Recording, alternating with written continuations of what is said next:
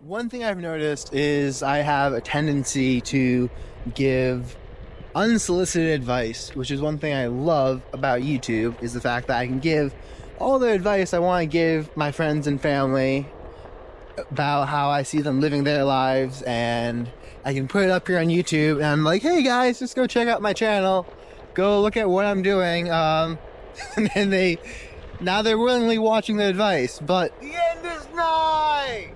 That's my brother.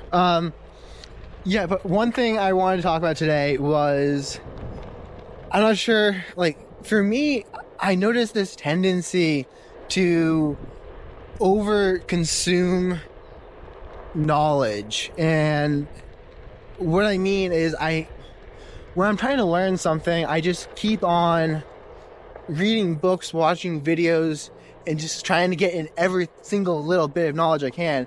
And especially now that I'm trying to become more aware, more awake, and more conscious of my thoughts. And my YouTube channel kind of just documents the process from when I was depressed, and kind of like when I was depressed, I was like always chasing something, always chasing something to do, never wanting to really be alone with my thoughts. I'd constantly have a video playing, an audiobook playing, a podcast going, and I thought I was being productive. I was like, oh, look at me, I'm being so productive, I'm getting all this stuff done, learning all this knowledge.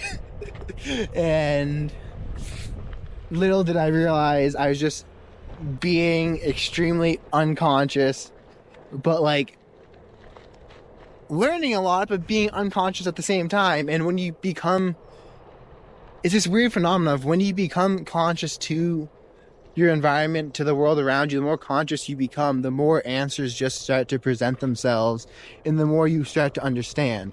Like, you could look up and spend thousands of hours learning all the health knowledge out there in the world, or you could put that effort towards becoming more mindful and then listening to your body and seeing if eating a certain food makes you feel better or worse. And not only will listening to your body help with other areas of your life, like being more aware of yourself socially, your habits, your self-talk, and not just focusing on nutrition, but kind of like by focusing on becoming more conscious, becoming more aware, you are able to solve all these other problems you have. But I would like focus in and try to solve these smaller issues, focusing on studying diet and learning diet and like all the little nuances of it. And I'm not saying it's bad necessarily to learn a basic overview of it, but when you're spending hundreds of hours studying it, trying out different diets instead of just listening to your body, it starts to have a negative effect. And let's see where I was going with this. Yeah, so I have this tendency to over consume media, over consume knowledge, and now that I'm kind of like have this goal of being more mindful, I find myself wanting to like over consume Alan Watts, over consume Terrence McKenna and books about consciousness and mindfulness. But the funny thing is, like, you don't actually want to consume. There's a very fine balance which I am trying to reach, but it's like you need to actually be mindful, be present, be putting this stuff into action, because you can learn all these things about mindfulness, about awareness and everything, but if you're not practicing the mindfulness and the awareness on a daily, minute by minute, just blow by blow play, then you're not actually going to be learning it and absorbing it as deeply as you could. So for me personally, I try to live every moment like looking at the trees, noticing the sun, noticing new things in my environment, noticing my breath, noticing how the wind feels on my face, trying to notice the thoughts going through my head and my own tendencies to self-distract and keep trying to pay attention to those, but then on the other hand, I also want to learn more about mindfulness and deepen mindfulness, and kind of like, I don't know, if it's speeding up the process of becoming more mindful. So I will read other people's books, I'll watch other people's lectures on YouTube. But when I'm doing that, I sometimes become less mindful because I'm now consuming their content and I'm not necessarily focusing in upon myself because I'm focusing on the knowledge. And it's this weird paradox or contradiction that I've reached. And I try to, right now, what I'm doing is spending no more than an hour to 2 hours a day reading books or watching other people's content to try to get this knowledge and absorb it into myself. But I try to stay away from like audiobooks while I'm driving my car, because on one hand I'm like, I could be learning more, I could be doing more with my time. I could, like, if I put my audiobook on ×2 speed, I could get more knowledge faster. But the knowledge I'm getting is telling me to be mindful and to be present and aware to my thoughts and my feelings. So it's kind of this contradiction of like, by learning more, I'm not being mindful to the present. And this, I'll update with what I eventually figure out, but I'm just testing it right now and trying to figure out where it exactly lies. I'm also trying to be more aware, be more present, be able to focus on my breath and my environment while taking in the knowledge. But I sometimes have trouble doing that. I sometimes get caught up in what I'm learning and so encased in the thought of what I'm being told that I no longer become aware, become present to my situation. And I'm not even sure if that's a good thing or a bad thing, and if you want to have periods and contrasts of being aware versus being unaware. Because right now, I am aware, I'm riding my one wheel, I freaking love this thing, but I'm being aware, I'm being conscious of the sun on my face, but I still have words coming out of my mouth that I'm not really paying much attention to, and it's this weird flow state I'm kind of in, and I'm more just talking while experiencing life at the same time. I'm wondering if through practice I can get to that same state of awareness, same state of flow while listening to other people's content. And I do find the type of content does significantly alter my awareness, which is why I try to buy books and get the knowledge from a book. And for the 99% of the time, you can get knowledge from a book. And the reason why I like that is because now you're focusing your awareness on the knowledge, on absorbing it from the book. And at any point in time, if you stop focusing on the book, then the knowledge stops coming in, versus an audiobook or a YouTube video where you can zone out, you can get caught in thinking about other things, you can space out and then be like, oh, what was that you said? A book forces you to get in there and really stay present, stay focused on it, because otherwise you just don't get the knowledge. So one thing I found is buying books off eBay. I just bought The Greatest Salesman in the World, which I will be making videos on because it is an excellent book. Each time I read the book, I start understanding it on a deeper level, such as one of the great lines from the book, and there's a whole chapter dedicated to it, and talking more on it, but it talks about living life like it's your last day.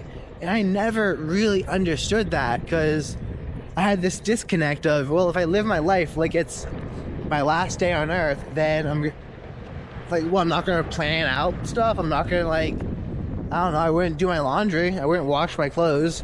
Wouldn't put away my dishes. If it was my last day on earth, like, I wouldn't be concerned about anything with money. I just blow it all because it's my last day. Can't take any of that stuff with you. So, but through practicing what the book actually talks about, I've been able to reach deeper levels of understanding to the point where I now understand that it's like trying to feel the feelings of being alive is what it means when it says to live every day like it's your last. I talk about this in one of my videos about eating every meal like it's your last, and it's this clip from a TV show, Numbers, but it shows this guy eating his last meal, and the guy's on death row, but the actor does just such an amazing job of portraying the concentration and what it would look like to eat food like it was your last meal, to try to savor every single bit of texture, to try to savor every bit of flavor from it, to really enjoy it. And for me now, when I'm eating, I try to hold that image in my head, and I try to eat like him. And I might meditate beforehand on what it would feel like to be on death row. I'm not sure how depressing that would be, but it's trying to eat like, imagine you blew $1,000 on that meal, and you would be savoring every single morsel. You wouldn't be watching TV while you eat. You wouldn't be talking to other people while you eat. You'd be so focused on eating that piece of food and getting every single penny worth out of it that you would actually enjoy it so much more. And for me, I had this experience where a friend of mine in Europe took me out to a very expensive dinner, and he offered to pay for it. And I was trying to shout him down. I'm like, no, I'll pay for it. He's like, dude, just enjoy it. I'm like, okay. And like, he's much better off than I am financially. So I just enjoyed it. But at the same time, I didn't want to mention to him that I had a cold. Like, my sense of taste was basically gone, and I had to go to the bathroom every 5 minutes like I had a UTI or something and blow my nose, because I run to the bathroom and blow my nose, and then for the next like 90 seconds I could taste food, and then my nose would get stuffed back up again and I wouldn't be able to taste anything. So, but I didn't want to let him know that, because he's just dropping like a bunch of money on this meal. So I was trying to, even if I couldn't get the taste, I was trying to savor every bit of texture, every bit of the presentation, and really understand it. Like, here's a good example. For a while, I was utilitarianism, or I don't know. It's like the school of design where you design it for usability and you just keep it as minimal, as simplistic as it can possibly be. But what I didn't realize, when you design like that, when you build things to be as simple as they possibly can be, is there's different levels of building. There's different levels of use. Like, when you build a school, when you build a building, you could put up concrete cinder blocks and a concrete cinder block roof, and you can call that a shelter. But what you cannot say is that shelter will inspire anyone. If you look at a lot of communist housing, like public housing projects, especially in China, where they just build them like just insane numbers, they're literally sprouting out of the ground like bamboo. But these buildings do not inspire. They don't. And that is a function of architecture. Architecture should inspire people. If you look at our modern roads, our modern highways, there is a certain level to it where you're looking at it and you're like, there's a beauty in the simplicity and a beauty in how they've been able to engineer everything to cost as little as possible. to be driven on. And if you can understand that beauty to it and that simplicity to it, then there's a deeper level of beauty to the highway system. But if you go to the European countries, if you go and you look at pictures from ancient Rome where they had massive statues, I mean, one of the seventh wonders of the world was this massive statue, I think of Zeus, for ships entering a harbor. And that statue, guess what? It doesn't make them any money. It doesn't do anything besides inspire greatness into the civilization. It inspires people to be better, to design bigger, to make things that last, to make things that are beautiful. And that is something that we don't understand with our modern construction on highways. We think their only use is to be driven on. And no, their only use is not to be driven on. The use of a highway is so much more to that. There's design, there's beauty, and we absolutely fail to capture the beauty and inspire people who are driving these roads. And if for anyone who's driven through New Jersey, it's like an industrial wasteland, at least for the highway section of it. I know there are many, many absolutely beautiful places in New Jersey, but the highway through it is kind of depressing. It's just a bunch of smog and factories. And that goes for a lot of the roadways. Like, there are no grand statues when you enter a city. There's very little that actually inspires people to build better and build greater, because we have such a focus on cost. But we don't actually look at, in engineering, we're taught to design to the use case. But we completely ignore the use case of inspiration for the most part. We're starting to come around to it a little bit, especially in wealthier communities, wealthier cities, where they want the statues, the parks, the libraries, the schools to look beautiful. But this isn't a design consideration that's understood everywhere, that's taken into consideration everywhere. So, hey, to get back to where this rant started, just be conscious of the amount of information that you take in and the amount of time that you have alone with your own thoughts. If you've ever heard someone mention the little voice inside your head telling you what to do, and you're like, what little voice? I don't really know where that is. Use that as a wake-up call to be more mindful, be more aware, and try to relax into it. I mean, it's going to take a month or two of meditation, but that little voice does come back. That little intuition in your head does come back. And for me, that's one thing I noticed ever since I stopped consuming large amounts of media. And this also goes for music. If you are listening to music 5 hours, 6 hours a day, and you use it to fill up the silence, I would ask you why you feel the need to fill up the silence. And there is a place for music. There is a place for using it to raise your energy, to raise your mood to a place that you're not at the moment capable to get to. But at the same time, once you elevate your mood, you should be then using it to consider how you can change your own life to get there naturally.